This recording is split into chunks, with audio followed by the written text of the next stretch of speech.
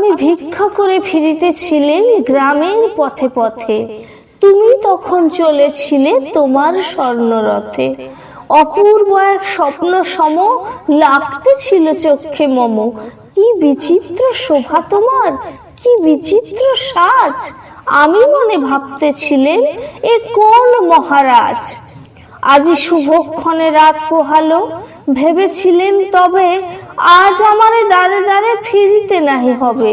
বাহির হতে নাহি হতে কাহার দেখা পেলেম পথে, চলিতে রথ ধন ধান্য ছড়াবে দুই ধারে, মুঠা মুঠা কুড়িয়ে নেব নেব ভারে ভরে। দেখি সহসা রথ থেমে গেল আমার কাছে এসে, আমার মুখপানে চেয়ে নামলে তুমি হেসে। দেখে মুখের প্রসন্নতা জুড়িয়ে গেল সকল ব্যথা, হেন কালে কিসের লাগি তুমি অকস্মাৎ, আমায় কিছু দাও গো বলে বাড়িয়ে দিলে হাত।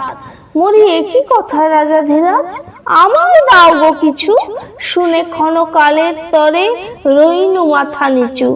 তোমার কি বা অভাব আছে ভিখারি ভিক্ষুকের কাছে, এ কেবল কৌতুকের বসে আমায় প্রবঞ্চনা। ঝুলি হাতে দিলেন তুলে একটি ছোট কণা, যবে পাত্রখানি ঘরে এসে উজাড় করি, এ কি ভিক্ষা মাঝে একটি ছোট সোনার কণা দেখি। দিলেন যা রাজভিখারি রে, স্বর্ণ হয়ে এলো ফিরে। তখন কাঁদি চোখের জলে দুটি নয়ন ভরে, তোমায় কেন দিইনি আমার সকল শূন্য করে।